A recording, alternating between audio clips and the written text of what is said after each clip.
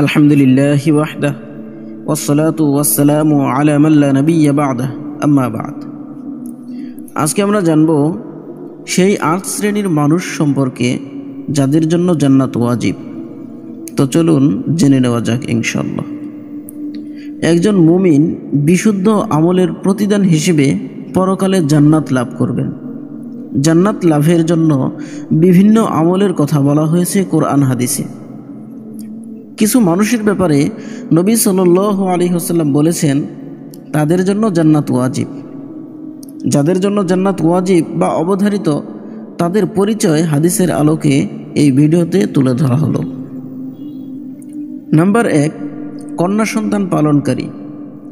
জাবির ইবনে আব্দুল্লাহ রাদিয়াল্লাহু আনহু থেকে বর্ণিত, রাসূলুল্লাহ সাল্লাল্লাহু আলাইহি ওয়াসাল্লাম ইরশাদ করেন যে তার ৩ কন্যাকে আশ্রয় দান করে, সকল ব্যয়ভার বহন করে এবং তাদের সঙ্গে দয়াসুলভ আচরণ করে, তার জন্য জান্নাত অবধারিত। উপস্থিত জনতার মধ্য হতে একজন প্রশ্ন করল, যদি কারো 2টি কন্যা সন্তান হয় ইয়া রাসূলুল্লাহ? জবাবে তিনি বললেন, 2টি কন্যা হলেও। নাম্বার 2, পরিপূর্ণ ওযু সহ একাগ্রচিত্তে সালাত আদায়কারী। উকবা ইবনে আমির রাদিয়াল্লাহু আনহু থেকে বর্ণিত, রাসূলুল্লাহ সাল্লাল্লাহু আলাইহি ওয়াসাল্লাম ইরশাদ করেছেন যে মুসলমান সুন্দর রূপে ওযু করে, তারপর দাঁড়িয়ে একাগ্রচিত্তে আল্লাহর দিকে মনোনিবেশ করে, 2 রাকাত সালাত আদায় করে, তার জন্য জান্নাত ওয়াজিব হয়ে যায়। নাম্বার 3, যে মৃত ব্যক্তির প্রশংসা করা হয়। আনাস ইবনে মালিক রাদিয়াল্লাহু আনহু থেকে বর্ণিত, তিনি বলেন, একটি জানাজা বহন করে নিয়ে যাওয়া হচ্ছিল। লোকেরা প্রশংসা করলেন। নবী সাল্লাল্লাহু আলাইহি ওয়াসাল্লাম ওয়াজাবাত বললেন, অর্থাৎ ওয়াজিব হয়ে গেছে। অতঃপর দ্বিতীয় আরেকটি জানাজা নিয়ে পার হলে লোকেরা তার দুর্নাম করতে লাগলো। নবী সাল্লাল্লাহু আলাইহি ওয়াসাল্লাম বললেন, ওয়াজাবাত, অর্থাৎ অবধারিত হয়ে গেল। উমর বিন খাত্তাব রাদিয়াল্লাহু আনহু বললেন, কি অবধারিত হয়ে গেল? তিনি বললেন, তোমরা যে এর প্রশংসা করলে তার জন্য জান্নাত, আর ওর দুর্নাম করলে তার জন্য জাহান্নাম অবধারিত হয়ে গেল। তোমরা হলে পৃথিবীতে আল্লাহর সাক্ষী।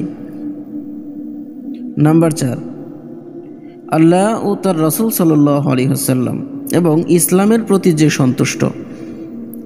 আবু সাঈদ আল খুদরি রাদিয়াল্লাহু আনহু থেকে বর্ণিত, রাসূলুল্লাহ সাল্লাল্লাহু আলাইহি ওয়াসাল্লাম তাকে বললেন, হে আবু সাঈদ, যে ব্যক্তি আল্লাহকে প্রতিপালক হিসেবে, ইসলামকে দিন হিসেবে এবং মুহাম্মদ সাল্লাল্লাহু আলাইহি ওয়াসাল্লামকে নবী হিসেবে পেয়ে সন্তুষ্ট, তার জন্য জান্নাত ওয়াজিব। যে ব্যক্তি বলবে আমি আল্লাহকে প্রতিপালক, ইসলামকে দিন এবং মুহাম্মদ সাল্লাল্লাহু আলাইহি ওয়াসাল্লামকে নবী হিসেবে পেয়ে সন্তুষ্ট, তার জন্য জান্নাত ওয়াজিব। নাম্বার 5, 12 বছর আজান দেওয়া ব্যক্তি। ইবনে উমর রাদিয়াল্লাহু আনহু থেকে বর্ণিত, রাসূলুল্লাহ সাল্লাল্লাহু আলাইহি ওয়াসাল্লাম ইরশাদ করেন, যে ব্যক্তি 12 বছর আজান দেয় তার জন্য জান্নাত অবধারিত হয়ে যায়, আর প্রতিদিনের আজানের বিনিময়ে তার জন্য 60 নেকি, আর প্রতি একামতের জন্য 30 নেকি লেখা হয়।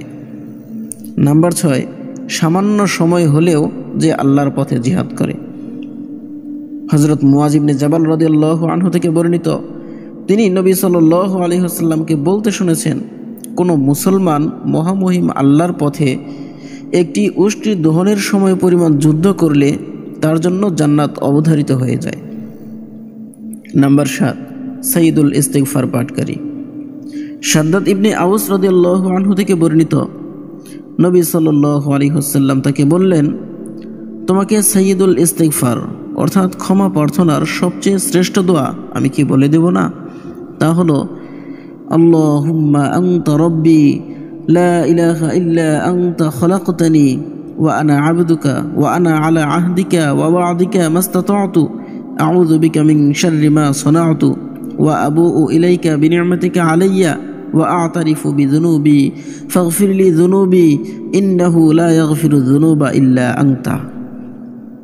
অর্থাৎ, হে আল্লাহ, তুমি আমার প্রভু, তুমি ছাড়া আর কোনো ইলাহ নেই, আমাকে তুমি সৃষ্টি করেছ এবং আমি তোমার দাস। যথাসাধ্য তোমার ওয়াদা ও অঙ্গীকারে আমি দৃঢ় থাকব। আমি আমার কার্যকলাপের খারাপ পরিণতি হতে তোমার কাছে আশ্রয় চাই। আমার প্রতি তোমার নিয়ামতের কথা স্বীকার করি, আমি আরও স্বীকার করি আমার গুনাহের কথা। কাজেই আমার গুনাহগুলো তুমি ক্ষমা করো, কেননা তুমি ছাড়া গুনাহসমূহ ক্ষমা করার আর কেউ নেই। রাসূলুল্লাহ সাল্লাল্লাহু আলাইহি ওয়াসাল্লাম বললেন, তোমাদের কেউ সন্ধ্যাবেলায় এ কথাগুলো বললে তারপর ভোর হওয়ার পূর্বেই তার মৃত্যু হলে তার জন্য জান্নাত নিশ্চিত হয়ে যায়। একইভাবে তোমাদের কেউ ভোরবেলায় তা বললে তারপর সন্ধ্যার পূর্বেই তার মৃত্যু হলে তার জন্যও জান্নাত নিশ্চিত হয়ে যায়। নাম্বার 8, যে ব্যক্তি বলবে লা ইলাহা ইল্লাল্লাহ।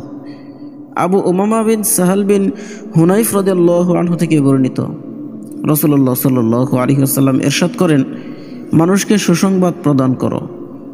যে ব্যক্তি বলবে লা ইলাহা ইল্লাল্লাহ তার জন্য জান্নাত ওয়াজিব। আজকের ভিডিওটি এ পর্যন্তই। ভালো লাগলে লাইক দিয়ে উম্মার উদ্দেশ্যে একটি মূল্যবান কমেন্ট রেখে যাবেন ইনশাআল্লাহ। আজকে যে বিষয় নিয়ে আলোচনা করা হলো, আল্লাহ তাআলা আমাদের প্রত্যেককে সেগুলো আমল করার তৌফিক দান করুন। আমিন।